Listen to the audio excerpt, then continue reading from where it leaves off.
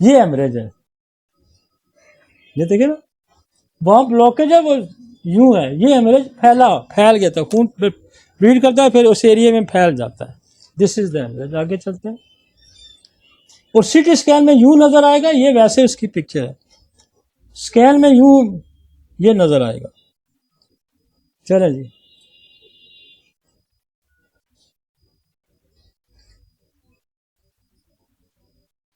Sir दर्द, sir दर्द जो है ना, ये वाकई सर दर्द होता है लोगों को, क्योंकि 20-20 साल से लोगों को सर दर्द है, 30-30 साल से सर दर्द है।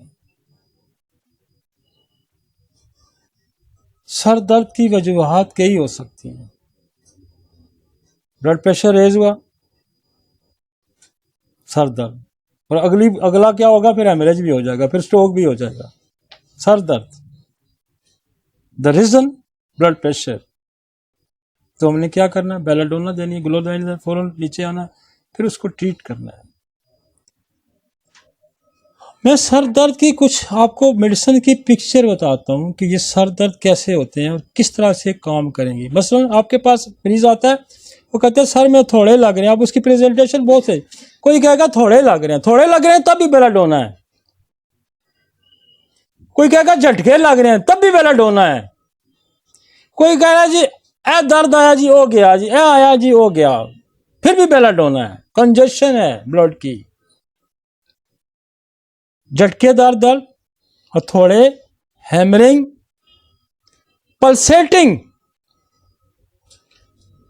You, this is the belladonna, ये भी बेलाडोना। लेकिन चुप करके लेटा हुआ है, ब्रायोनिया। ब्रायोनिया का दर्द वो कहता है कि आता है, आस्ता आस्ता आस्ता आस्ता इंक्रीज होता है, और जब जाएगा भी तो आस्ता आस्ता ही जाएगा, ये आप ध्यान में रखें। जलसीमियम का सर दर्द, आंखें नहीं खोलता, आंखें बंद रखता है, यूं, नो मूवमेंट, चलना नहीं, ब्रायोनिया में नहीं चलना चाहता, लेकिन ब्रायोनिया वाला आंखें इतनी नहीं बंद करता, लेकिन आंखों की मूवमेंट नहीं करेगा। वो मूवमेंट करने से, आंखों की मूवमेंट करने से तो इसके अंदर हिम्मत नहीं होती कि आंखें खोले। ये देखो, डिफरेंशिएट करना है आपने, ये हिम्मत की वजह से जलसीम वाला नहीं आंखें खोलता, कहता है नहीं ताकत नहीं है, नहीं, वो मूवमेंट करता है तो उसका सर दर्द बढ़ जाता है। देखिए दोनों में फर्क है, जलसीमियम में और ब्रायोनिया में फर्क है। वो आंखें इसलिए नहीं हिलाता, हिला सकता है वो आंखें हिला सकता है, लेकिन हिलाता इसलिए नहीं है कि दर्द होगा। ये कहता है कमजोरी इतनी है, मैं आंखें हिला ही नहीं सकता, ये हिला ही नहीं सकता। समझ आई है? किताबों में शायद ऐसे ना लिखा हो, ये हिला ही नहीं सकता। वो हिला सकता है लेकिन हिलाता नहीं दर्द की वजह से। क्लियर हो गया? एक में प्यास है, एक में प्यास नहीं है। यार कितने दर्द, आप ये दर्द देखें, आपने उसको बेलाडोना की नेचर समझ ली, आपने ब्रायोनिया और जलसीम, आपके मैक्सिमम सर दर्द ये कवर करेंगे, मैक्सिमम सर दर्द ये कवर करेंगी, मेरी बात याद। छोड़ दें क्लस्टर पेन है, मिग्रेन पेन है, कौन सा पेन है, ये मैक्सिमम कवरी देगा। और जलसीम ब्लड प्रेशर हाई है तभी काम करेगी, लो है तो तभी काम करेगी, टेंशन है तभी काम करेगी, फियर है तभी काम करेगी। खौफ से सर दर्द है, किसी खौफ की वजह से आपको सर दर्द हो रहा है। हमारे पास तो इतनी चलती है ना, जैसे हम तो सर दर्द ये पुड़ियां रख देना, आजकल हर बंदे को खौफ और फियर है। और डॉक्टर वो है जो वक्त के साथ नब्ज पे हाथ रखना जानता हो, सिचुएशन के अंदर खेलना जानता हो। What is the international situation, what is your country situation, what is your city situation, What is the family situation? All is in the fear. और ये जलसीम निकालती है। इतने सर दर्द हैं, इतने सर दर्द हैं, इतने सर दर्द हैं जलसीम के कि 100 मरीज आएगा 80 सर दर्द जलसीम के होंगे। है ना मजे की साइंस। नफ्स पे हाथ रखना है, सिचुएशन को देखना है, यही आपकी डॉक्टरी है। 400 दवाई है सर दर्द की, ये मैंने बीच में से निचोड़ा हुआ है, इसको एक्सट्रैक्ट निकाला हुआ है। औरत बाजार जाती है और शॉपिंग करके थक के आ जाती है तो सर दर्द है ऐसा। एपिफेगस आप 30 की एक डोज देंगे फिट करके लगेगी। एपिफेगस आपको दफ्तर की स्ट्रेस है, टेंशन है, आप इग्नेशिया दे दें, जलसीम देंगे। जलसीम ऐसी दवाई है कि आपको ये गीदड़ से शेर बना देती है, ये दरिया पार करा देती है, ऐसी दवाई है। इम्तिहान में बच्चा फेल होगा, जलसीम देगा पास हो जाएगा। अपीयरेंस, स्टेज फियर, मतलब खौफ। डील तो हम इमरजेंसी कर रहे हैं ना सर दर्द, लेकिन इसके पीछे ये जितने कॉजेज हैं इसको एड्रेस करती है जलसीम।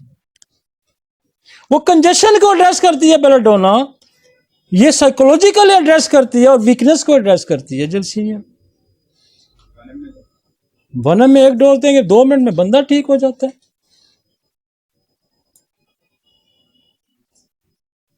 अब जो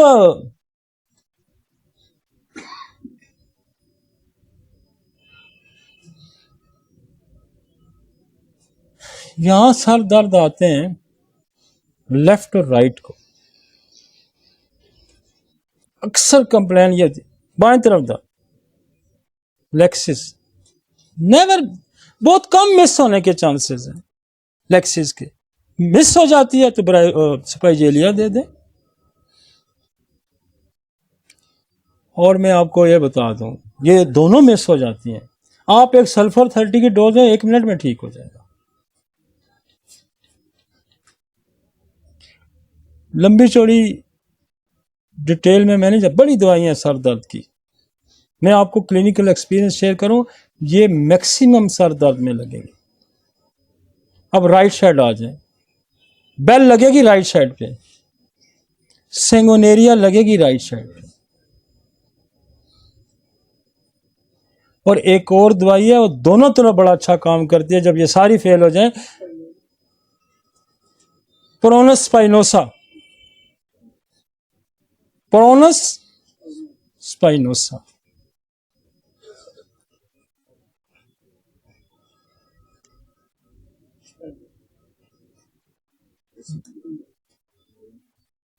प्रोनस स्पाइनोसा आप बोरक में पड़ गए ना, राइट साइड पे होगा, लेकिन ये दोनों पे लग जाती है।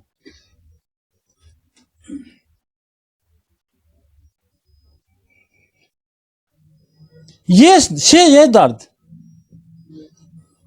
दर्द अक्सर लोग आपको कहते हैं ये दर्द नहीं जाता, यहां सर्द की गुद्दी में दर्द है।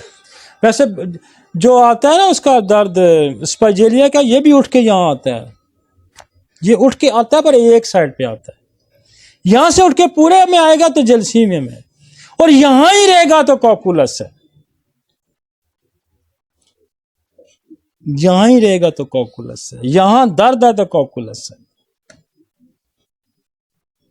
कभी नहीं रहती।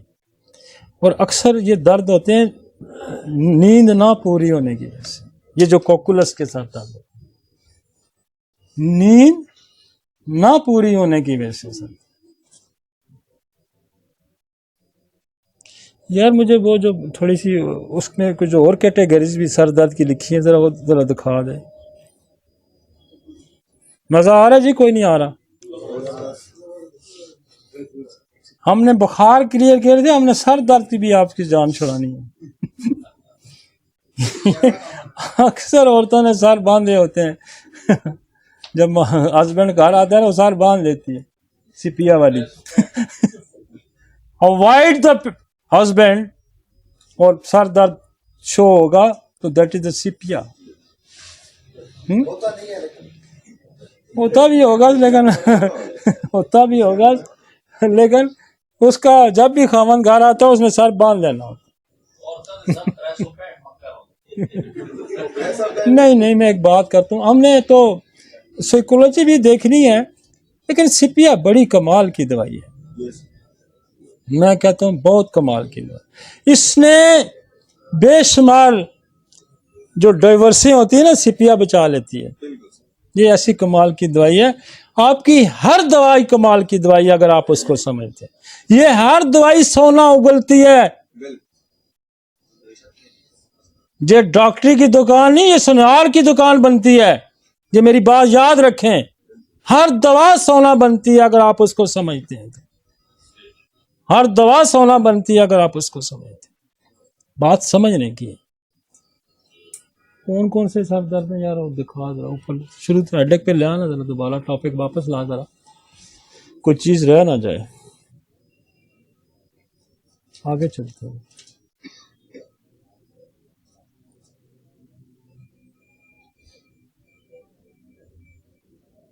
नहीं, हेडेक पे आओ ना, हेडेक पे आओ ना।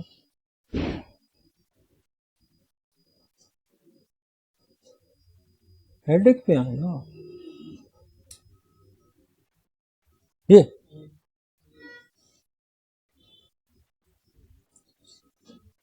अच्छा, जो मिग्रेन है ना, मिग्रेन, अच्छा इसमें है क्या, क्लस्टर पेन। क्लस्टर ये है, क्लस्टर क्लस्टर पेन जो है वो ये है कि एक दर्द आता है, सर दर्द आया, वो कहते हैं दर्द पैर दर्द, पैर दर्द, पैर दर्द, पैर दर्द, मतलब खत्म हो गया फिर शुरू हो गया, खत्म हो गया फिर शुरू हो गया। दिस इज द बेलाडोना ना, खत्म हुआ फिर शुरू, खत्म हुआ फिर शुरू। This is the cluster pain. अब ये बहुत दफा लोग आपके पास टर्मिनोलॉजी भी आके बोलते हैं, मैं थोड़ी सी हम टर्मिनोलॉजी इसलिए डालते हैं, वो जी मुझे क्लस्टर पेन है। आप कहेंगे ये कौन सा पेन आ गया, एक नई किस्म का पेन आ गया। मिग्रेन का लोगों को पता है ना मशहूर हो गया मिग्रेन। क्लस्टर पेन, दर्द आना जाना, आना जाना,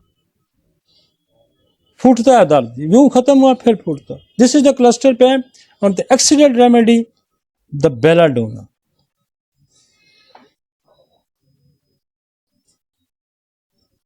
इसके साथ आपका, अच्छा ये एक में ध्यान में रखें कि ये जो दर्द बहुत ज्यादा आते हैं, बार बार आते हैं, ये तो क्यों डील करें, आप ट्यूबरक्लोनियम का इस्तेमाल जरूर करें। रीअक्रेंस हेडेक, रीअक्रेंस हेडेक, आप और डॉक्टर साहब आपने दवाई दी मैं तो ठीक हो गया था, जब भी आप दवाई देते हैं मैं ठीक हो जाता हूं, लेकिन फिर हो जाता है। देन यू गिव ट्यूबरक्लोनियम 1 डोज, फिर जर्सीम दें, फिर बेलाडोना बनती है, आप देखें फिर काम क्लियर हो।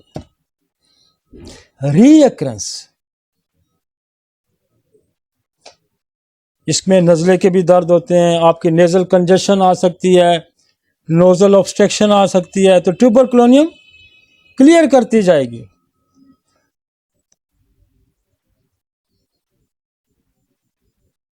आगे चलते हैं यार। मिग्रेन, मिग्रेन थोड़ा सा, मिग्रेन बड़ा पॉपुलर है। मैं इसको पढ़ रहा था तो ये कबल मसीह की तारीख है मिग्रेन की। 400 कबल मसीह भी मिग्रेन का जो उन्होंने किया, उसके बाद आके जनाब इन्होंने अरिस्तो वगैरह ने और अफलातून, इन्होंने भी मिग्रेन का जिक्र किया हुआ, अगर आप इसको पढ़ें तो। मिग्रेन मिग्रेन क्या कहता है, पीरियोडिकली पेन आता है, वन साइडेड पेन आता है, और आता है एक वक्त मकर्रा पे आता है। और पीरियोडिकली तोड़ना जो होता है ना, मैंने कहा ट्यूबर तोड़ेगी इसको, इसका साइकिल तोड़ देगी ट्यूबर, जो बार बार आता है। तारीख इसकी बड़ी पुरानी है, और ये इसकी इतनी महंगी महंगी दवाइयां लोग खाते हैं ना दूसरे सिस्टम। आप एक एक गोली ना 500-500 हजार रुपए की भी मिलती है मिग्रेन की। लेफ्ट साइड पे रिपीटेडली आता है तो लेक्सिसपाइजेलिया को रखें, बीच में ट्यूबरक्लोनियम ऐड कर दें। मेरी माँ को भी था, मेरे वालद को भी होता था, कार्सिनोसन शुरू में लगा। Carsey tuber, case clear. हाँ, आयरस वर्सिकुलर है, एपिकॉक है। ये मिग्रेन में कब काम आएगी? जब साथ वोमिटिंग हो। अक्सर इसके साथ वोमिटिंग भी होती है। तो आयरस वर्सिकुलर वोमिटिंग आएगी तो बहुत अच्छा रोके। अब सर दर्द है, और याद रखें एक और दवाई है जो सर दर्द उन लोगों को होता है जिनको जॉन्डिस होता है, और फिर ये सारी रह जाएंगी, ये मेरी बात याद रखें। फिर चुनेंथिस काम करेगी, चुनेंथिस। एपिकॉक भी, मेरे पास एक प्रिंसिपल थी एक यूनिवर्सिटी की, उसकी सॉरी किसी इंस्टीट्यूट की, तो वो जब वो आई है उनको मिग्रेन होता था, और उसकी प्रेजेंटेशन जब मैंने देखी, मेरे कमरे से इंटर हो रही है, जब आ रही है तो जैसे फिल्म आप देखते हैं ना, फिर उसको आपका मूड हो कि मैं स्लो मोशन में देखूं, तो फिर वो स्लो यूं, हर स्टेप उसका यूं था कि ये फिल्म चल रही है, यकीन माने यूं, सारे हिलना नहीं है, यूं सारे इधर स्टेटिक, दिस इज द। और मैंने उसको पतले पिछले 20 साल से माइग्रेन की पेशेंट थी, तो single dose of the bryonia secure. आप इसको मामूली दवाइयां ना समझे, मैं जो चार गिनवा रहा हूं आपको, बड़ी दवाई है। ये जो पॉलीक्रिस मेडिसिन है ना, ये 40-50 है, ये बला की दवाइयां हैं भाई, बला की दवाई।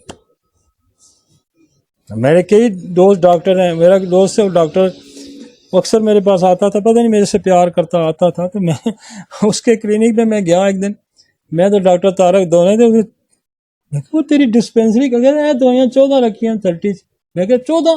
कहना इससे ज्यादा डॉक्टर साहब मेरी कैपेसिटी नहीं है, 14 मेडिसिन।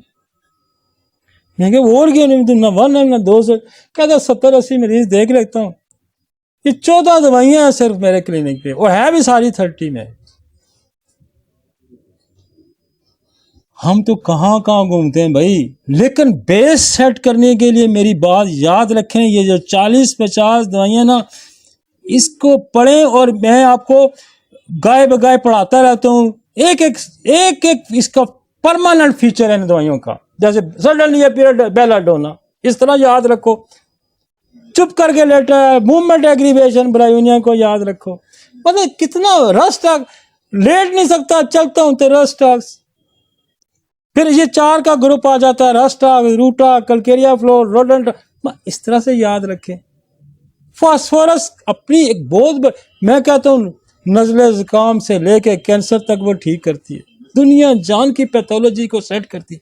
आप उसको ज़हन में रखें कि कल्केरिया कार्ब कितनी, हमने सैकड़ों हजारों ब्रेन ट्यूमर के पेशेंट ठीक किए कल्केरिया कार्ब से, सैकड़ों बच्चे माजूर, फीचर क्या, पाँव ठंडे सर गर्म है, इतनी सारी बात आपने याद रखनी है यार। और जब आप इसको मटीरिया मेडिका में पढ़ेंगे, आप खोल के हेरिंग को पढ़ना शुरू कर दें, आप क्लार्क को पढ़ना शुरू कर दें, आप किसी को पढ़े 700 सिम्टम लिखी हुई हैं। तो this is the clinical experience कि हमने इसको खींच के यहां लाया। अगर आप इतना ही समझ लेते हैं कि ये दरवाजा मैं खोलूंगा तो ये मुझे जन्नत में ले जाएगा, और ये दोजख में ले जाएगा, ये मुझे फलां जगह ले जाएगा, हम तो आपको यार इतना समझा रहे हैं, आप इतना भी नहीं समझ ले।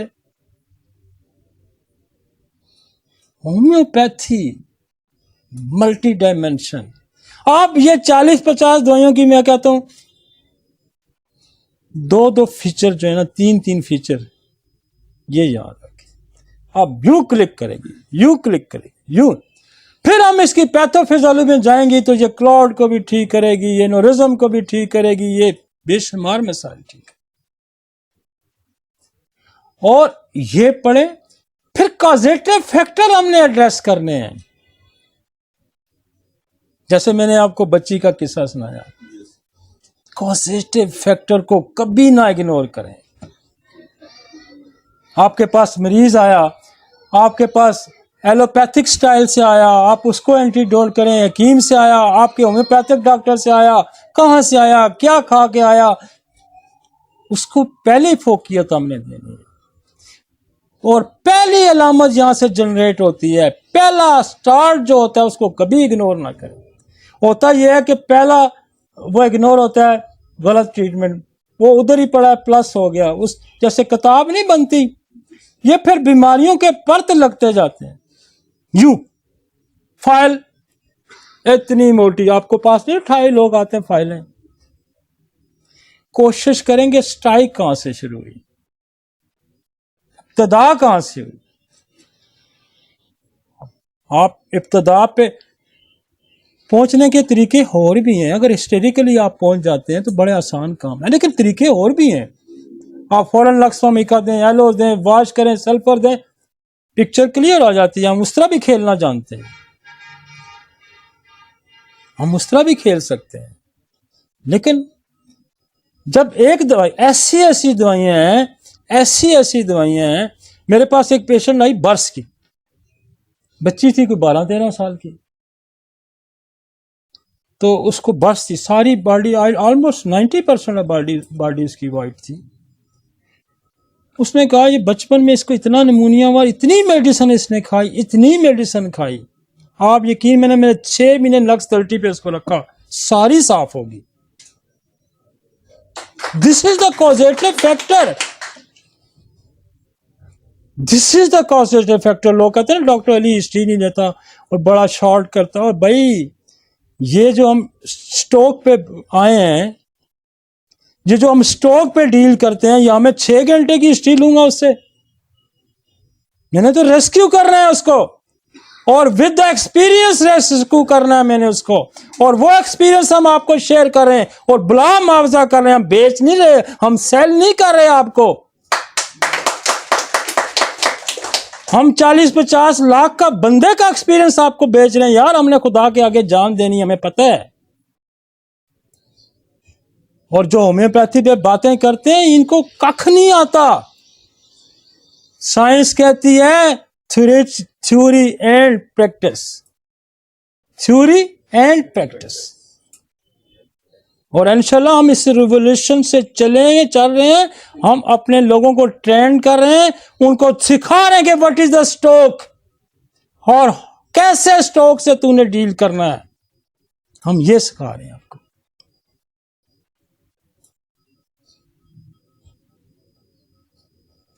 मिग्रेन हो गया, आगे चल, इंसोमिया, हाँ देखो ना, मैंने कहा कोकुलस, एक ही दवाई लिखी है उसने, नींद न आने की वजह से, पूरी ना होने की वजह से सर दर्द होना, that is the cocculus. Vomiting, आगे चलते हैं, स्ट्रोक किया, सर दर्द की, मैं असल में हेड की आज सारी, मैं कहता हूँ सर का हम निकल के, फिर हम, क्योंकि मैंने ये सीरीज करनी है, फिर मेरा सप्रेशन का टॉपिक है, मैंने और पिंक जाना है, तो हम चाह रहे हैं कि ये 5-7-8 लेक्चर जो है ना इमरजेंसी के करके फिर हम किसी और टॉपिक पे, क्योंकि मेरा अगला जो टॉपिक है वो है सप्रेशन का, जो ये सीरीज खत्म करके हम सप्रेशन पे आएंगे। ट्राइजेमिनल न्यूरोलजिया, ये हमारी एक नर्व है जो फेस पे आ रही है, और इसका नाम ही ट्राइजेमिनल है, और इसी के नाम से ही ट्राइजेमिनल न्यूरोलजिया है कि इस नर्व का पेन, और ये नर्व का जो पेन होता है ये ऐसे होता है जैसे बिजली के करंट लगता है, और इसके लिए दूसरे तरीका इलाज में वो दवाइयां इस्तेमाल होती हैं जो मिर्गी के लिए इस्तेमाल होती हैं, जो एपिलेप्सी में इस्तेमाल होती हैं, जो कन्वर्जन में यूज होती हैं, टैग्रॉल होगी या इस तरह किस्म की दवाइयां इस्तेमाल होती हैं। इसमें होता यह है कि आपकी नर्व जो है, इसके ऊपर एक लेयर होती है, इसके ऊपर एक, जैसे ये बिजली की तार है, इसके ऊपर कवरिंग होती है, और ये कवरिंग जो है ये कहीं ना कहीं से एक्सपोज हो जाती है, और वो जहाँ जैसे टच होती है तो यूं करंट लगता है, यूं current. This is the trigeminal neuralgia. मेरा फर्स्ट पेशेंट जब मैं थर्ड ईयर में था या थर्ड ईयर में गया था या नहीं सेकेंड ईयर में था, मेरी अपनी वालदा को ट्राइजेमिनल न्यूरल्जिया था और हम वहां जाके उनको पेन का इंजेक्शन लगवाते थे, 5-7 मिनट फर्क पड़ता था, फिर स्टार्ट हो जाए। अब मैंने जनाब मटीरियल मेडिका खोल के बैठ गया काशीराम का, तो पढ़ते पढ़ते बिजली के करंट, ज़ाहिर मुझे इतनी समझ नहीं थी, पैथोलॉजी मैं नहीं जानता था, व्हाट इज ट्राइजेमिनल न्यूरल्जिया है क्या, डॉक्टर कहता था ये ट्राइजेमिनल न्यूरल्जिया। अब हमारी जो किताबें हैं उनमें अब तो जो नई आ रही हैं उसमें ट्राइजेमिनल न्यूरल्जिया है, लेकिन वो काशी उसने लिखा कि बिजली की तरह झटके जब मैं आया ना थेलियम पे, आप यकीन, मैं बोर्ड बाजार गया, मैंने थेलियम 30 लाया, मैंने अम्मा जी को एक 30 की 2 डोज दी, अम्मा को दर्द नहीं हुआ और 10 साल बाद दोबारा दर्द हुआ। This is the medicine trigeminal neuralgia. और इसकी दवाई और है मैगफास्ट, बहुत अच्छा काम करती है। इसके लिए हाइपेरिकम बहुत अच्छा काम करती है। इसके लिए वर्बेस्कम बहुत अच्छा काम करती है। और वर्बेस्कम आप पढ़े ना, उसमें इसका जिक्र भी है। फिफ्थ नर्व है ये, शायद फिफ्थ नर्व जो आपकी जो क्रेनियल नर्व है ना, 12 क्रेनियल नर्व्स हैं, 12 फेशियल है, जो आपकी जो है ऑप्टिक नर्व्स है, और अल्फैक्टरी है, ये जो आपकी कान वाली है। तो ये 12 जो नर्व्स हैं, ये उनमें से एक नर्व है। और इसकी जो दवाई है, और ये जहन में रखें, मैंने सैकड़ों मरीज ठीक किए, सैकड़ों मरीज हमने ट्राइजेमिनल न्यूरल्जिया के ठीक किए, सैकड़ों। और ट्रेग्रोल खा रहे थे 10-10 साल से, 15-15 साल से। हम मैगफास्ट हाइपेरिकम की एक डोज दी, थेलियम दे दी, ठीक हो गया। बहुत कोई केस पड़ा तो हमने वर्बेस्कम दे दी और रिपीटेड डोज दी, जब अटैक होता देते देते ये लेट ठीक होगी, दर्द से फ्री होगी। लेकिन जहां कहीं आप फंसते हैं, ये जहन में रखें कि ये एक्सपोज क्यों हुई नर्व, इसका मतलब है कोई मियाज़मेटिक काम ऐसा है। मैं उस दिन पढ़ रहा था, उसमें अपने दोस्तों को भी पढ़ाया, मैंने कहा ये जो जर्सीम में ना, ये इतनी बड़ी दवाई है, वो उसने लिखा कि ये जो सिगार बनाने वाले होते हैं ना, सिगार मेकर, इनको नर्व अफेक्शन हो जाता है। एक होता है इन्फेक्शन, अफेक्शन, नर्व की बीमारियां, नर्व की बीमारियां इनको लाक हो जाती हैं। जलसीम के अंदर लिखा है, और जो उसकी बोरो की आखिरी लाइन के अंदर लिखा हुआ है, जो उसका समरी है, समरी के अंदर लिखा। तो हम क्या करते हैं, फिर एक कार्सिनोसन की डोज देके एक ट्यूबर की डोज दे देते हैं, तो जो केस फंसे फंसे होते हैं ना, या बीच में एक सल्फर की डोज लगाए, क्लियर हो जाता है। तो ट्राइजेमिनल ये 4 दवाइयों में अंदर रहे आप, आपको कभी नाकामी नहीं होगी, मायूसी नहीं होगी। ठीक है सर।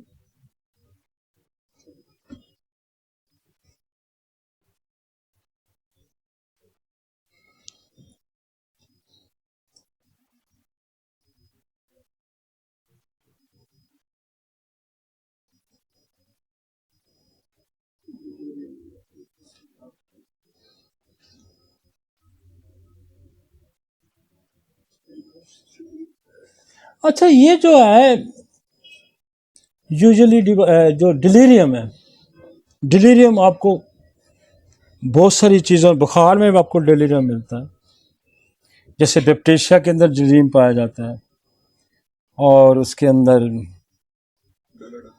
बेलाडोना के अंदर डिलीरियम पाया जाता है, नहीं ब्रेवनिया के, जलसीम के अंदर डिलीरियम, बेप्टेशिया के अंदर डिलीरियम पाया जाता है, हेलीबोरस के अंदर बहुत ज़्यादा डिलीरियम पाया जाता है।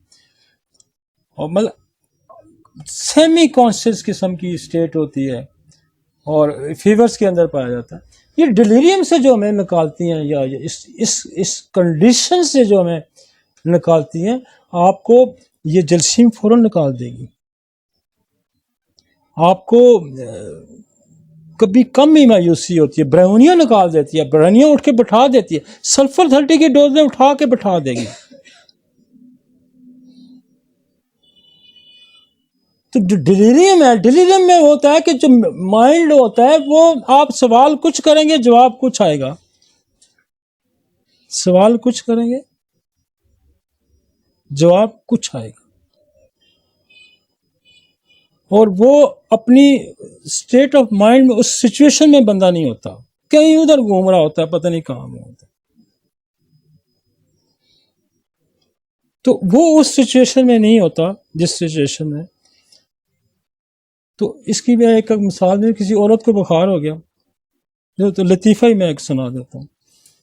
तो वो उसका खामन पास बैठा हुआ था, तो वो अपने पहले खामन को याद कर रही थी।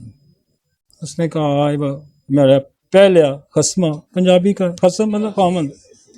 This is the delirium state के वो खामन बैठा है और ऐसी सूरत हाल में वो औरत जो है ना पिछले खामन को याद नहीं कर सकती।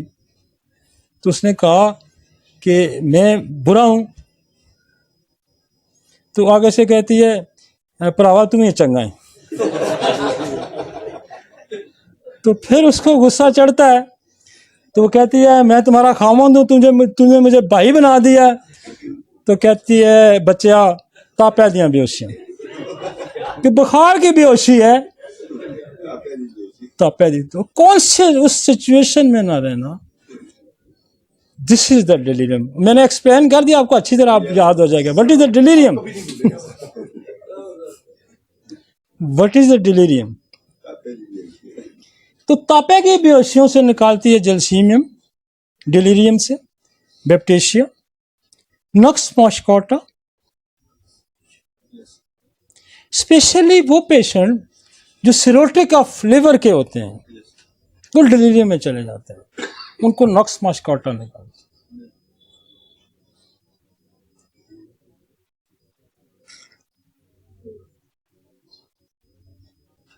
ओपियम, ओपियम का भी यूं होता है पेशेंट, आंखें यूं, मतलब वो आपको समझ नहीं रहा होता। आपको पता है जो फ्यूंची होती हैं, फ्यूंची देखे हैं कभी आपने? मैंने पूरी एक सर्च है मेरी इस पे, नशे वालों पे। मैंने नशे वालों के साथ बड़ा काम किया है, जो स्मार्ट बोर्ड सूंघते हैं, जो पेट्रोल सूंघते हैं, जो साबुन सूंघते हैं, खाते हैं, फिर जो चर्स पीते हैं, जो पंग पीते हैं, जो हीरोइन पीते हैं, जो कोकेन वाले, शराब वाले, आइस वाले, मेरी सारों के साथ बड़ी मजे की मैंने इनके साथ सिटिंग, मैंने बड़ा काम किया हुआ इस पे। उस पे मेडिसिन भी है। ये भी उस अपने उसमें नहीं, कॉन्शियस लेवल पे नहीं होते, जैसे शराबी होता है। शराब जब पी लेता है ना, तो फिर वो जो उसके अंदर, जो भी उसके अंदर होता है ना, वही बोली जा रहा होता है। और एक इन्वेस्टिगेशन का एक तरीका भी है कि अगर किसी कोई बात आपके ना बोलो ना, उसको शराब पिला दो। तो शराबी सच भी बोलता है, ये भी मैं आपको, ये अल्कोहल की खासियत है, ये सच उगलवाता है। ये अल्कोहल की सिर्फ प्रॉपर्टी ये नहीं है कि एज ए व्हीकल इस बड़ा स्ट्रॉन्ग व्हीकल है, 100 साल दवाई को महफूज रखता है, लेकिन इसकी क्वालिटी कुछ और भी है। ये इनर साइड को एक्सप्रेस कराता है शराब, अल्कोहल की खैर बहुत सारी किस्में हैं, मुख्तलिफ फंक्शंस हैं, बियर है, वोडका है, ड्राई जिन है, ब्रांडी है, जिन है, वो आपकी वाइन है, काफ़ी सारी इसकी वैरायटी है। और ये चूंकि हमारे यहाँ इसकी इतनी अहमियत नहीं है, लेकिन वेस्टर्न कंट्री में इसकी मटीरियल के अंदर बड़ी अहमियत है। हर गोरा शराब पी रहा होता है, कोई वाइन पी रहा है, कोई ड्राई जिन पी रहा है, कोई वोडका पी रहा है, कोई विस्की पी रहा है, कुछ मतलब शराब, कोई डे शराब है, कोई सीजनल शराब है, कोई पार्टी शराब है, कोई किस किस्म की। फिर उसके लिए उनको उनके इलाज करने पड़ते हैं। आप मटीरियल में कम पढ़े ना, वो बियर से उसको ये तकलीफ हो जाती है, उससे फलां विस्की पीने से ये हो जाता है। तो ये चूंकि हमारे यहाँ नहीं है, लेकिन आप कहीं बाहर भी तो जा सकते हैं, आप किसी गोरे का भी तो इलाज कर सकते हैं ना। आपके पास शराबी भी तो आएगा, आपके पास चरसी भी तो आएगा, आपके पास भांग पीने वाला भी आएगा, आपके पास ड्रग्स यूजर बेशुमार किस्म के आएंगे। तो आपको सारे नशों पे तो डिलीरियम, वो उस स्टेट में नहीं रहता, वो उस स्टेट में नहीं रहता जिस स्टेट में खुदा ने इंसान को भेजा है। दिमाग, नशा सिर्फ शराब का नहीं होता, नशा इक्तदार का भी होता है, वो भी अपने माइंड में नहीं रहता। नशा दौलत का भी होता है, नशा हुस्न का भी होता है, नशा ताकत का भी होता है।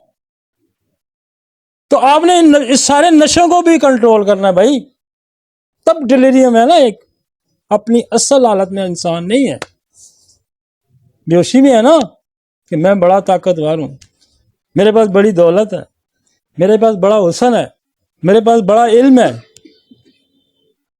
इसलिए सुकरात का बड़ा खूबसूरत जुमला है, उसका इतना कुछ जानने के बावजूद मैं कुछ भी नहीं जानता है।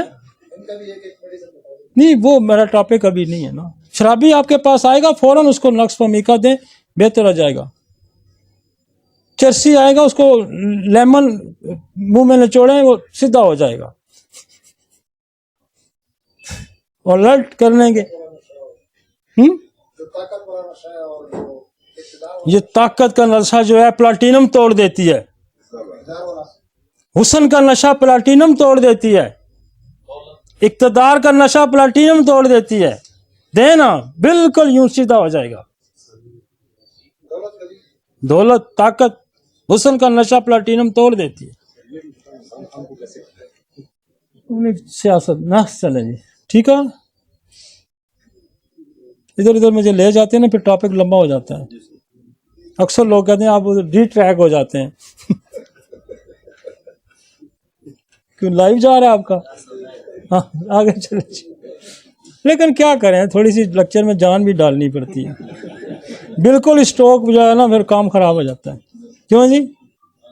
थोड़ी सी जनाब रिफ्रेशमेंट भी होनी चाहिए। रोज दाल खा खा के बंदा तंग पड़ जाता है, कभी गोश्त, कभी कबाब, कभी कुछ शामिल होना चाहिए बीच में। बेल पॉल्सी, वो कहता है आइडियोपैथिक है। व्हाट इज द आइडियोपैथिक, जिसका कोई पता ही ना चले? This is the idiopathic. Facial paralysis of lower motor neuron type due to inflammation of facial nerve. वो ट्राइजेमिनल नर्व थी, ये फेशियल नर्व है। समझ आइए, दोनों इधर ही हैं। तो ये बेल पॉल्सी, जो लकवा जिसको आप कहते हैं, समझ आ रही है? लकवा, this is the Bell palsy. लकवा हमने 5-5 मिनट में ठीक किया है, लकवा हमने एक दिन में ठीक किया है। और लकवे की सबसे बड़ी दवाई कॉस्टिकम है और जर्सीमियम है, ओपियम है। ये 3 दवाइयां अगर आती हैं ना आपको, तो लकवा ठीक हो जाता है। आप बेल पॉल्सी पे ना जाएं, इतनी घबराएं ना। Abrupt onset paralysis progresses to the full paralysis of the one side of the face। ये एक साइड पे आता है। जो दूसरा बेल पॉल्सी ध्यान में रखें, फेस पे आएगा, फेस टेढ़ा हो जाएगा, इधर से मुंह से पानी निकलना शुरू हो जाएगा, कंट्रोल नहीं होता। तो दिस इज, ये राइट साइड भी हो सकता है, लेफ्ट साइड भी हो सकता है। और सडनली आ जाता है कि बंदा रात को सोया, सुबह बेल पॉल्सी। जर्सीमियम बहुत अच्छा निकालती है, कॉस्टिकम बहुत अच्छा निकालती है, ओपियम भी निकाल। हाँ अच्छा, जर्सीमियम तो कॉस्टिकम हम यूज कर सकते हैं, जर्सीमियम तो कॉस्टिकम, ओपियम तो कॉस्टिकम भी यूज कर सकते हैं, मतलब कॉम्प्लीमेंट्री तौर पर। मतलब जर्सीमियम और ओपियम नहीं यूज कर सकते, ये ध्यान में रखें। जब ये देनी पड़ेगी तो बीच में सल्फर दे के दे दो। बेल पॉलिसी, ये 3-4 दवाइयों से अगर आपकी बेल पॉलिसी ठीक होती है। उधर वेट सी एंड वेट, उधर स्टेरॉइड देते हैं इसके लिए, वो भी मैं आपको बता दूं वहां इसका क्या इलाज है। डेल्टा कॉर्टर दी जाती है, स्टेरॉइड। और आप जब देंगे ना, आपका मरीज यूं मिनटों में ठीक होगा, दिनों में ठीक होगा, दिन में ठीक होगा, घंटों। वो डिपेंड करता है कि आपके पास पहुंचा कब है, कितना पुराना है। अगर जल्दी आ गया तो जल्दी हो जाए।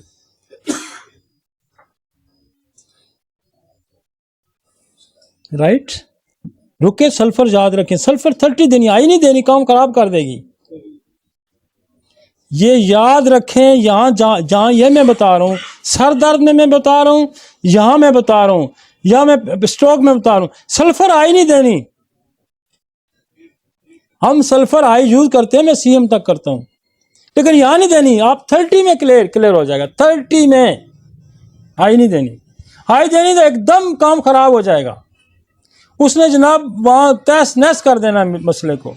हमेशा मेरा एक्सपीरियंस है यहाँ पे कि ये सर दर्द में, ये बेल पॉलिसी में, ये पैरालिसिस में 30 की एक डोज दे दे, एक डोज केस क्लियर कर देंगे।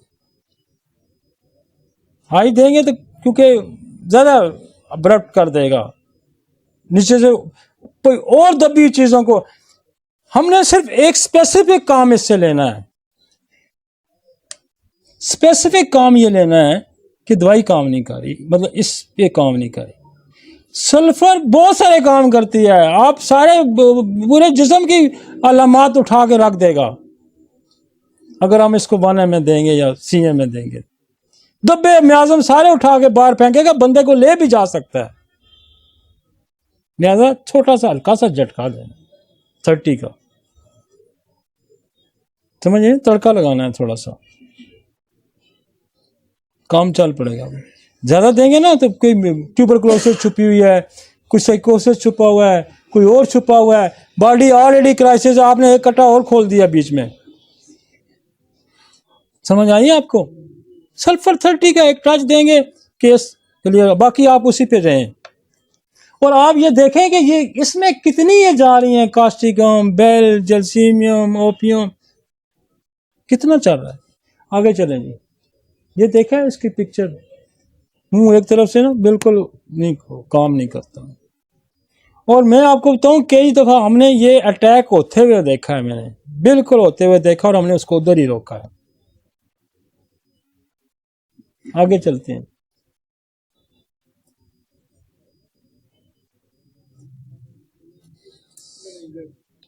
ये भी बड़ा टॉपिक है जी,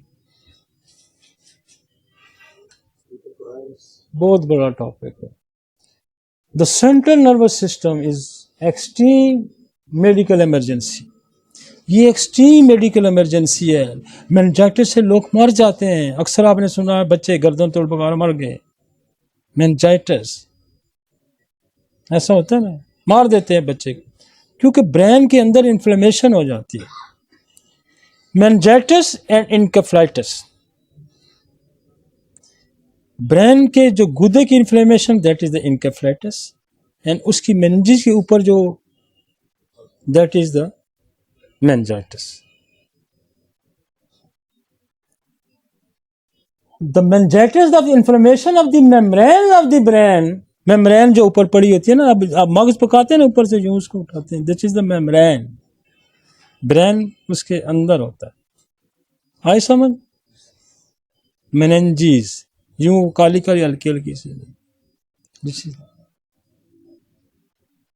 Encephalitis is the inflammation of the brain itself.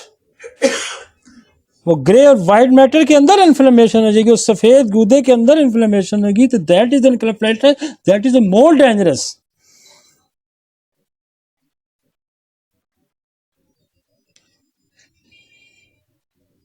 Presentation क्या होगी? फीवर इसके साथ होगा, मेनिंजाइटिस के साथ हेडेक होगा, वोमिटिंग होगी, डिलीरियम होगा, कन्वल्जन होगा, रैश होगा, नेक एंड बैक स्टिफन हो सके, रिजिड हो जाएगी यूं। इसको इसीलिए कहते हैं ये गर्दन तोड़ बुखार है। तो दिस इज द मेनिंजाइटिस।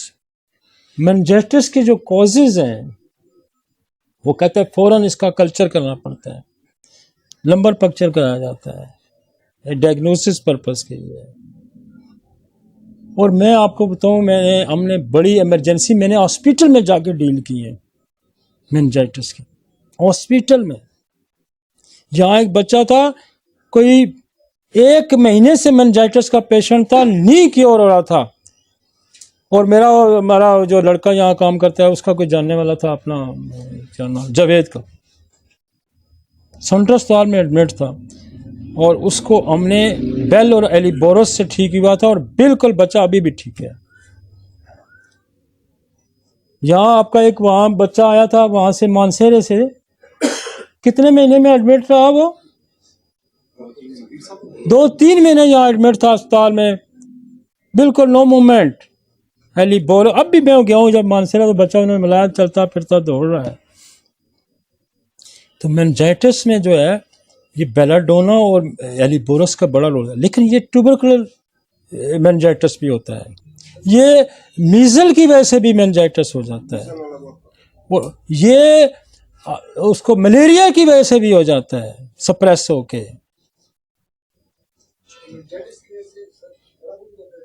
नहीं, वो that is another thing, that is hydrocephalus से, वो तो सर में पानी पड़ना वो और चीज है। ये इमरजेंसी है ना जी, हम इमरजेंसी डील कर रहे हैं। Diagnosis establish by the obtaining and testing CSF cerebrospinal fluid, इसलिए वो लंबर पंक्चर करके उसका टेस्ट करते हैं।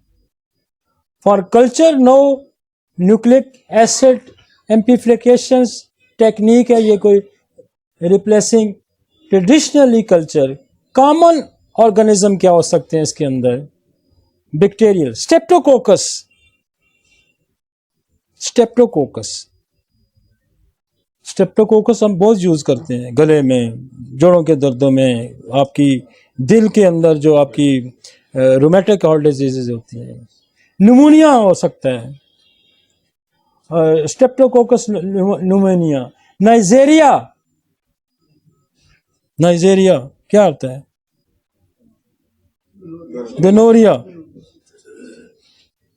गोनोरिया, माँ को अगर गोनोरिया है तो बच्चे को मेनिंजाइटिस हो सकता है गोनोकाई से। लिस्टल मोनोसाइटोजेंस, हीमोफिलस इन्फ्लुएंजा, इसकी वजह से हो सकता है, और वायरल भी चीजें हो सकती हैं, इंट्रा वायरसेस हो सकती हैं, पोलियो की वजह से भी मेनिंजाइटिस हो सकता है, कोक्सेक वायरस है इससे हो सकता है, इको वायरस से, हर्पिस सिम्प्लेक्स इसकी वजह से होता है। हर्पिस जब दब जाए ना, हर्पिस जहाँ कहीं हो, करीब हो, क्योंकि हर्पिस की पहचान मैं आपको बता दूं, हर्पिस की पहचान यह है कि ये सिंगल नर्व अटैक करता है। हर्पिस कभी पूरे जिस्म पे दाने नहीं होंगे, यूं लाइन में होंगे, एक लाइन पकड़ेगा। जब एक लाइन पे दाने होंगे और इसमें के अंदर पेन होगा तो ये समझे हर्पिस है। इसकी खास पहचान है, ये एक नर्व को पकड़ता है। तो ये फेशियल नर्व्स को पकड़ सकता है, ट्राइजेमिनल को पकड़ के ब्रेन में जा सकता है। हर्पिस ये साइटोमेगाली वायरस है, एप्स्टीन बार वायरस है, ह्यूमन हर्पिस वायरस है, फंगल है, कि ये सारे डायग्नोसिस होके जब आप कल्चर कराएंगे उसके अंदर आ जाएंगे। क्योंकि कल्चर के, मैं आपको बताऊं कि जब आपको किसी चीज की नहीं समझ आ रही ना, कोई इन्फेक्शन ठीक नहीं रहा, तो कल्चर जरूर करा लें, ब्लड कल्चर कराएं और यूरिन कल्चर कराएं। ये इन्फेक्शन ऐसे हैं तो पाई फेर देते हैं, किडनी उड़ा के दे देते, दिमाग उड़ा के ले जाते हैं, मेंजिस को उड़ा के ले जाता है, और ये इन्फेक्शन बंदे मार जाते हैं, और ये सप्रेस होते हैं। मेरी बात याद रखें, अगर आप इसका इलाज गलत करते हैं, आप इनको दबा देते हैं, सप्रेस कर देते हैं गलत इलाज से, तो ये बंदे को मार देते हैं, बिल्कुल मार देते हैं।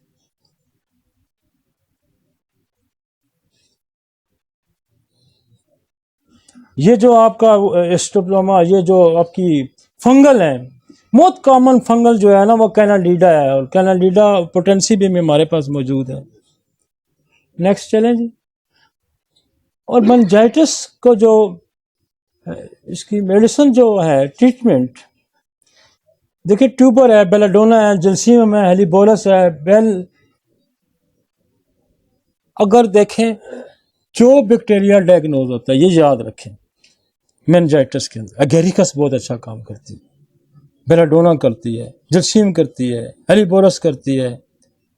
जो बैक्टीरिया पर आता है, जो बैक्टीरिया आता है, मॉर्बिलिनम मीजल के लिए आ जाएगी, उसकी एक डोज दे दे मॉर्बिलिनम का, आपके केस ठीक होता है, और जिंदगी भर के लिए बच्चे पास हो जाते हैं, ये मीजल कॉलेज जाते हैं। एक डोज मॉर्बिलिनम की, एक ट्यूबर। अच्छा, इन जितने इन्फेक्शन में ये याद रखें, जितने भी इन्फेक्शन, जिनके नाम हमने गिना। अगर आपके पास कोई भी प्रॉपर नसोड नहीं है तो आप ट्यूबरकुलोनियम शुरू में लगा दें। ये मैक्सिमम जो बैक्टीरियाज को ना ये ग्रिप कर लेता है। ट्यूबरकुलोनियम दें, बेसिलियम दे दें। अगर आपको प्रॉपर नसोड मिल जाता है तो उसको ऐड कर दें, मतलब स्ट्रेप्टोकोकस दे दिया, मार्बिलिनम दे दी, या हर्पीस जोस्टर पोटेंटाइज वो दे दी, हर्पीस सिंप्लेक्स है वो दे दी, इन्फ्लुएंजा है वो दे दी। अगर ये नहीं है तो ट्यूबरकुलोनियम मत भूलें। ट्यूबरकुलोनियम दे के झटके लगते हैं, बेलाडोना दें, एलिबोरस दें, फौरन झटके रोक देगी बेलाडोना, स्टामोनियम रोक देगी, एगेरिकस रोक देगी। ये जो झटकों वाली दवाइयां ना आपकी, और याद रखें कि ये फौरन आप 10-15 मिनट में देंगे, फौरन झटके रोक लेंगे, बुखार सेटल हो जाएगा, मेनिंजाइटिस से बंदा निकल जाएगा। ये 4-5 ही दवाइयां। सही है जी।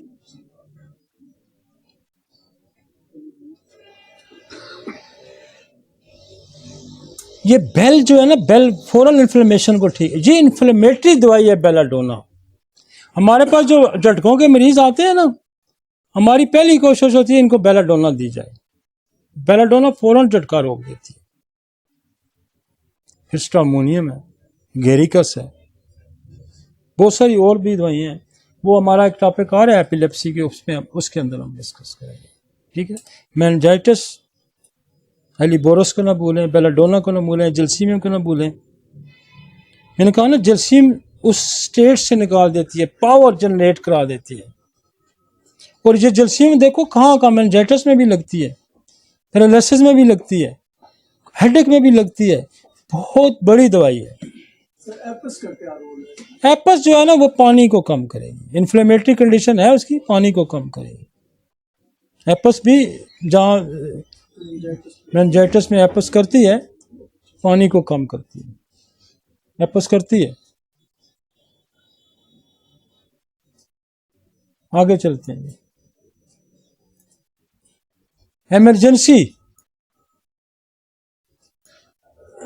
इमरजेंसी ट्रीटमेंट इन होम्योपैथी।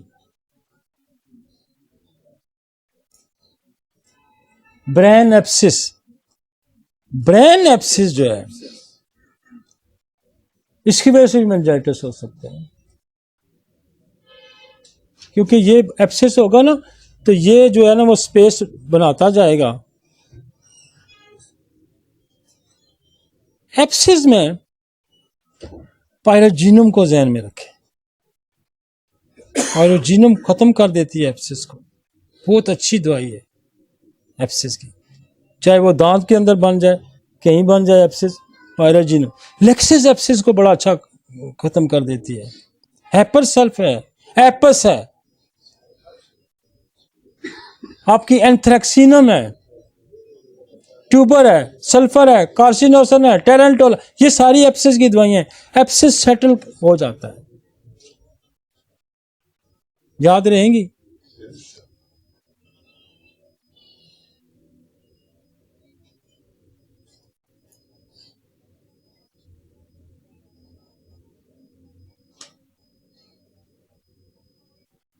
इसकी प्रेजेंटेशन क्या है? फीवर है, कंफ्यूजन है, वोमिटिंग है, focal motor and sensory deficit है, मिनिस्क या स्ट्रोक लाइक है, स्ट्रोक लाइक है ये भी। ठीक है जी।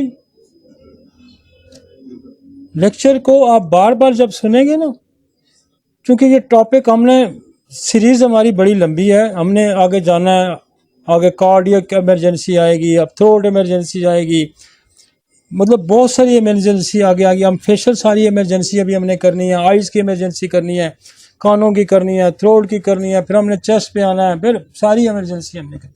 तो मैं ये कह रहा हूँ कि हम ये एक आपको टच देते जाएं, आपको समझाते जाएं कि यार घबराना नहीं है, इमरजेंसी होम्योपैथी डील करती है, इमरजेंसी होम्योपैथी डील करती है और सबसे अच्छा डील करती है।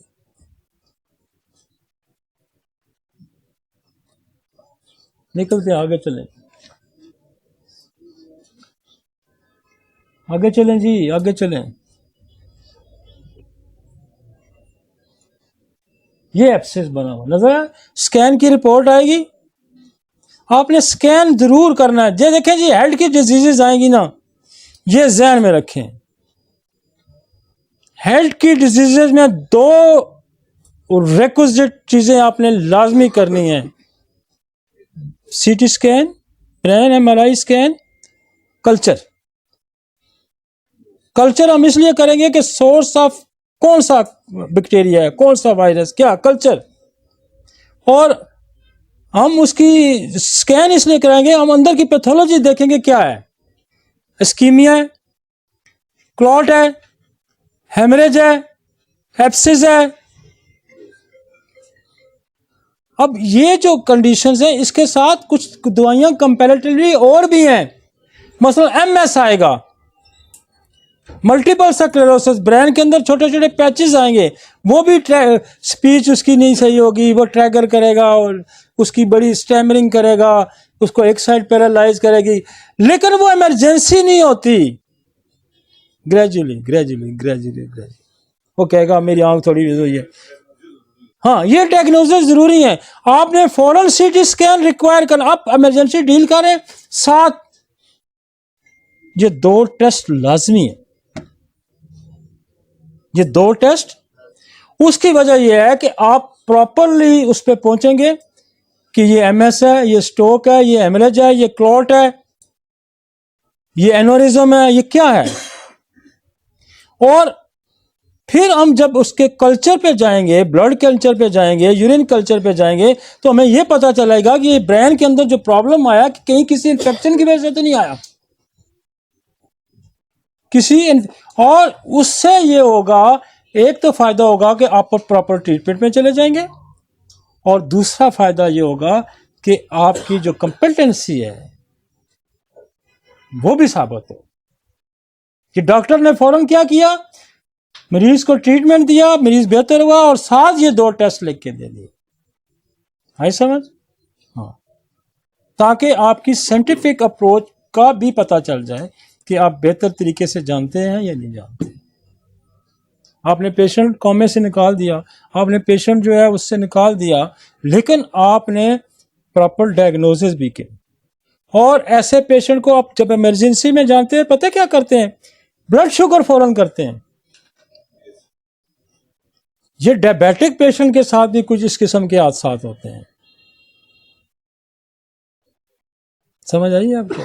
स्कैन भी करते हैं और ब्लड कंपोजिशन भी आप करवा लें, 3-4 टेस्ट लाजमी रिक्वायर करें, दो तो बड़े जरूरी हैं, कल्चर, सीटी, शुगर का टेस्ट, और जितनी भी इमरजेंसी होती है शुगर का टेस्ट उसके साथ लाजमी होता है, ये मैं आपको बता दूं। अब आप जाते होंगे ना पेशेंट के, शुगर का test, blood CP, blood CP में आपको फौरी इन्फेक्शन का भी पता चल जाता है। जब आपका टीएलसी रेज होगा, आपका ईएसआर रेज होगा, तो ये समझ लें कि इन्फेक्शन है। फिर कल्चर करवाएंगे तो हम प्रॉपर डायग्नोसिस पे पहुंचेंगे। यू पिक्चर देंगे टीएलसी 12, 15, 16, 18, 20 हजार है, तो समझ लें कि इन्फेक्शन तो है। मरीज पूछेगा क्या है मेरे मरीज को, आप कहेंगे इन्फेक्शन है इसको। आप कल्चर कराएंगे, पता चलेगा कौन सा इन्फेक्शन है, ठीक है। हम सीटी स्कैन करेंगे, पता चलेगा कि अंदर क्या हो रहा है। तो ये डायग्नोसिस फौरन आपने रिक्वायर करनी है भाई। आगे जी समझ, चलते हैं। स्कैन कराएंगे ना ब्रेन का, तो आपको पता चल जाएगा हेमरेज हो रहा है, क्लॉट हो रहा है, एमएस है, क्या है, सिस्ट है, कुछ है। मरीज भी खुश होगा कि इसने आजकल मरीज टेस्ट कराओ ना जी, टेस्ट कराओ। मरीज भी कहते पता चले मुझे है क्या, मुझे है क्या। आपने इमरजेंसी चाहे बेलाडोना, बेलीबोरस कुछ दी, आपने उसको डील कर लिया, आपने उस स्टेट से निकाल दिया, 60 टेस्ट रिक्वायर कर दे, ठीक है ना जी रस्तम साहब। आगे चलो जी।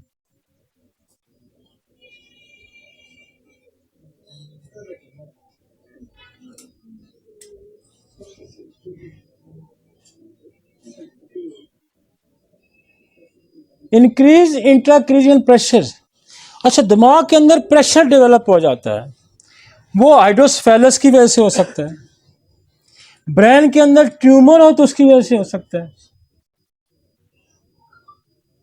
प्रेजेंटेशन क्या होगी, इधर हाथ काम नहीं कर रहा, फिट्स पड़ रहा है, तो इस किस्म की जो इसमें वो कह रहा है कि हेडेक वर्स स्टैंडिंग विजुअलाइज, उसका डिप्लोपिया हो सकता है।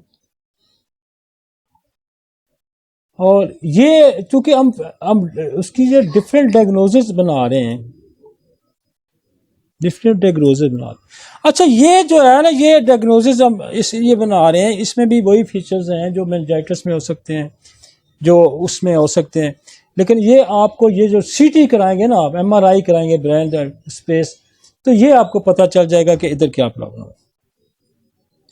और ये स्टेट जो है, यही स्टेट आएगी हेड इंजरी के साथ। ये सारी जो मैं पीछे गिनवाया हूं, हेड इंजरी के साथ भी ब्रेन की आ जाएगी ना। लेकिन वो तो अक्सर आपको पता ही चल जाता है कि साथ कोई बंदा आएगा, गिरा है, चोट लगी है, एक्सीडेंट हुआ, वो नॉन काज आपको सामने आ जाता है। लेकिन उसके लिए भी आपको सीटी कराना पड़ता है कि किस हद तक डैमेज हुआ है। और हम इंजरी को बहुत अच्छा डील करते हैं। हेड इंजरी जो है ना, होम्योपैथी बहुत अच्छा डील करती है। और हम 20-20 साल, 25-25 साल की हेड इंजरी को हम पहली दवाई आर्निका। अच्छा, हमने यहाँ एक मजे का मैंने आपको बताऊं कि ये मैंने एक बड़ा जबरदस्त हमने हेड इंजरी में ग्रुप बनाया हुआ है। ग्रुप इस सेंस में कि कम्प्लीमेंट्री मेडिसिन 2-3 हम, जैसे हम रस्टॉक्स देते हैं पहली डोज, जबकि आर्निका देनी चाहिए। हम सेकंड पहला रस्टॉक्स देते हैं, फिर हम आर्निका देते हैं। रस्टॉक्स ये करती है कि मसल्स के अंदर, नर्व्स के अंदर इंजरी की वजह से ये टिश्यू के अंदर स्ट्रेंथ प्रोवाइड करता है। ये मेरा क्लिनिकल एक्सपीरियंस है। रस्टॉक्स हमने बहुत कसरत से, ये फॉल हिस्ट्री पे भी काम करती है रस्टॉक्स। मतलब हड्डी आपकी नहीं जुड़ रही ना, यूं गैप है, हालांकि हड्डी जोड़ने की दवाई समफाइटम है, आर्निका है, रूटा है, कल्केरिया फास है, लेकिन अगर ये नहीं जुड़ रही तो मैंने पहला एक्सपीरियंस किया, मेरे एक दोस्त है ब्रिगेडियर, उस पर कि उसकी यहाँ हड्डी नहीं जुड़ रही थी। 6 महीने हो गए, बड़ा उन्होंने जोर लगाया। अच्छा, मेरे जहन में आया, तो नेचर बड़ी हेल्प करती है जब आप प्रैक्टिस सही कर रहे हो ना, कुदरत ऐसे ऐसे काम आपसे करवाती है।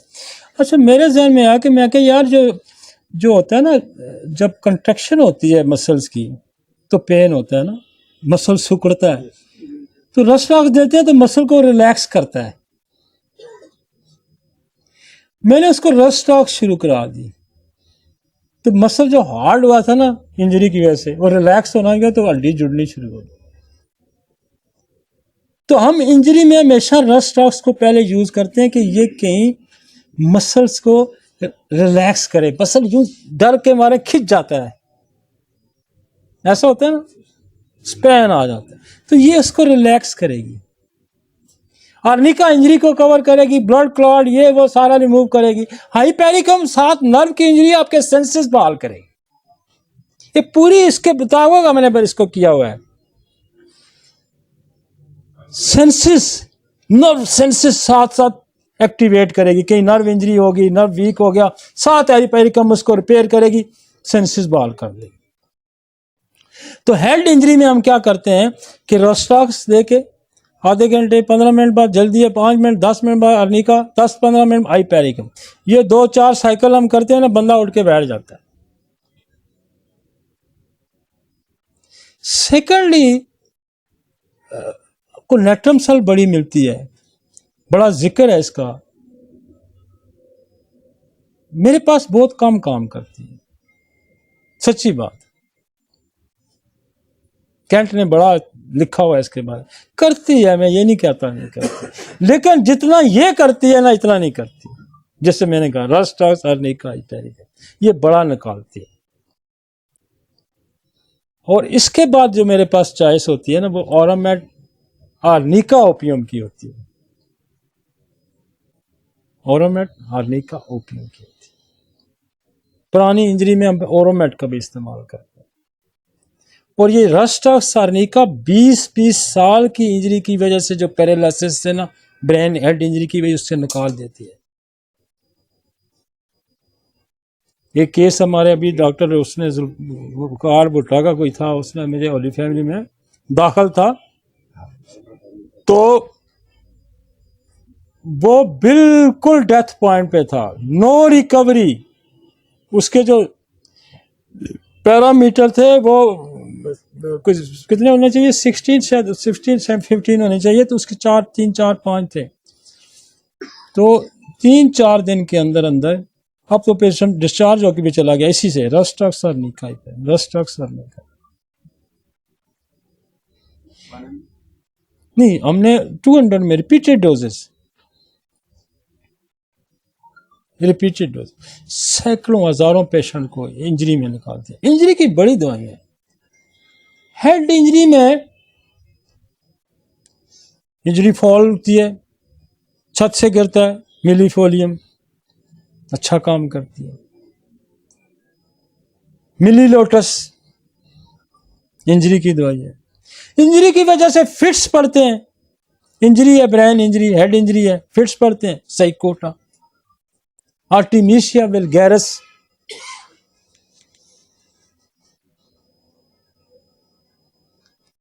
इंजरी में आपको रिकवरी नहीं मिल रही, ब्रेन हेड इंजरी में, तो आपकी वो है पिट्यूटरी, पिट्यूटरी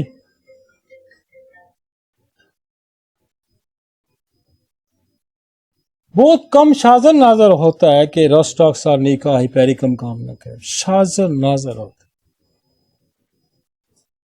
लेकिन अगर आपकी साथ स्कल की भी इंजरी आ गई, बोन की, जैसे समफाइटम साथ ऐड करें। ये आइज की जो इंजरी आती है, मैं आपको बताऊं कि ये इंजरी लॉस,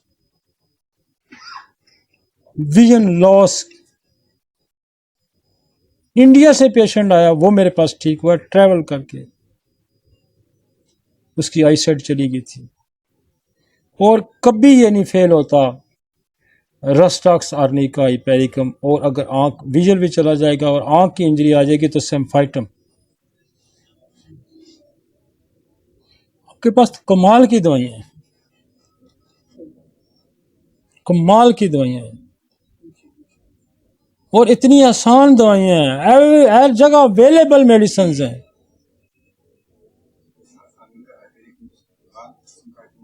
हाँ, सेम्फाइटम जो है ना, ये आइस की इंजरी की बड़ी दवाई है, आइस की इंजरी की।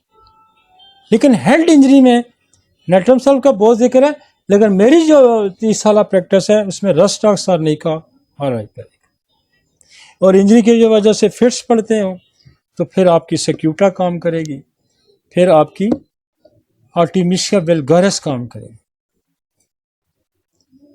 आपको मैं एक और बात, मैं एक पता नहीं किसको पढ़ रहा था, और उसमें वो कहता है कि आर्निका की क्रोनिक जो है वो स्पाइजेलिया है इंजरी में। ये एक अथॉरिटी को मैं इस वक्त में ना, एक अथॉरिटी ने लिखा हुआ है, स्पाइजेलिया इंजरी की तो बहुत दवाइयां हैं। मैं सिर्फ हेड इंजरी करना चाह रहा हूं, क्योंकि हम हेड को एड्रेस करें, हम सिर्फ हेड इंजरी को एड्रेस करें। इंजरी की तो बहुत दवाइयां हैं, तो कभी मैं पूरा टॉपिक इंजरी पे करूंगा।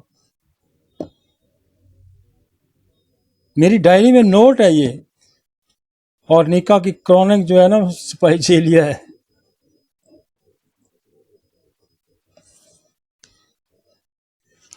ओरोमेट जो है वो आप इंजरी में कभी ना बोलें, ओरोमेट बड़ा साथ देती है इंजरी को स्टेबल करने में। इंजरी को ये आर्निका रस्टॉक्स हाइपेरिकम के साथ ये बड़ा रोल है इसका। हम इसमें ओरोमेट डेली एक डोज दे देते हैं, और एक्यूट कंडीशन में जब मुझे ना रिकवरी मिले, थोड़ी सी सुस्त हो जाए रस्टॉक्स, हम पहले ओरोमेट को लगा देते हैं। फिर और ये साइकिल हम हर आधे घंटे बाद रिपीट करते हैं। 1-2 दिन करेंगे, मरीज आपका हेड इंजरी का निकल जाएगा। 2 दिन में बोलेगा, 1 दिन में बोलेगा।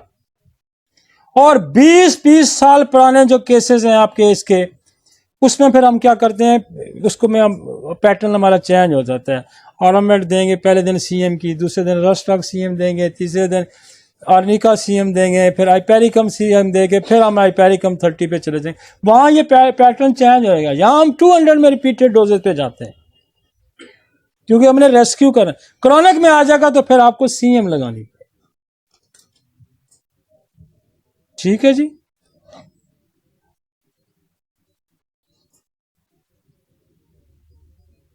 नहीं, हम किसको कर रहे हैं, ये तो टॉपिक ऊपर और है कोई। ये ट्रीटमेंट आपने इंजरी में डालना है ना, ये उसमें चला गया है। नहीं, इसमें नहीं डालना है। हाँ, इसमें डालना है, इसमें डालना है। कितनी रह गया है? 2 घंटे हो गए, 2.5, 250, 30। ये हेड इंजरी में डालना है जी, हेड इंजरी में डालना है इसको। हो गया। असल में लेक्चर हमने एक हिस्सा तैयार किया था, दूसरा मैं साथ साथ बोली जा रहा हूँ दवाइयाँ।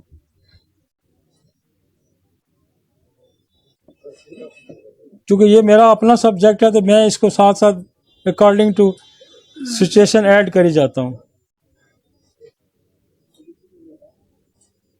ताकि लोगों को पता चले कि पढ़ा हुआ लेक्चर नहीं दे रहा, अपने पास से दे रहा है, लिखा हुआ लेक्चर नहीं है। ये जो मेडिकेशन का पार्ट होता है, मैं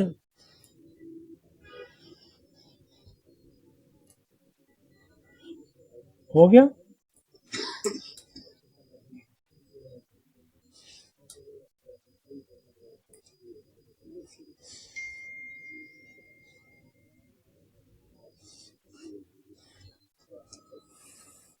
ये जो टॉपिक है ना, इसको हम उसी में डील करेंगे। ये टॉपिक अलग बन गया है, लेकिन ये हम उसी स्टॉक में डील करेंगे। ठीक है जी। ये जो एक्यूट एपिड्यूरल, सब एपिड्यूरल सीरिबल पेरिकामा है और हेमरेज है, ये उसी में हम डील करेंगे। नेक्स्ट चलें जी। वो सेटिंग होगी है वो वाली, आगे चलते हैं। एक्यूट है,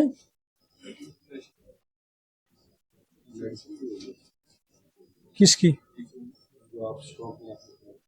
वो है ना मेडिसिन, इसको उसके साथ रिलेट करें ना। तो इमरजेंसी है करें ना, और क्या करें। नेक्स्ट करें जी। और क्या रह गया भाई? इंट्राक्रीनल प्रेशर जो है ना, वो डेवलप होता है जो ट्यूमर वगैरह से या हाइड्रोसेफेलस से। तो उसको हाइड्रोसेफेलस के लिए ये ध्यान में रखें कि पानी सर में जो पड़ता है वो पड़ता है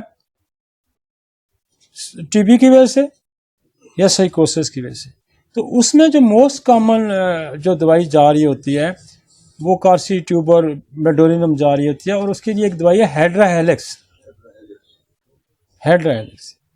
और जो कोई उसकी वजह से प्रेशर डेवलप होता है किसी ट्यूमर की वजह से, तो फिर वहाँ कलकीरिया कार बहुत अच्छा काम करती है। लेकिन उसके पहले आपने जो मियाज़मेटिक है, कार्सी है, ट्यूबर है, मेडोरिनम है, ये दवाइयाँ ऐड करके तो फिर कलकीरिया कार्ब है सबसे ज़्यादा अच्छा काम करती है।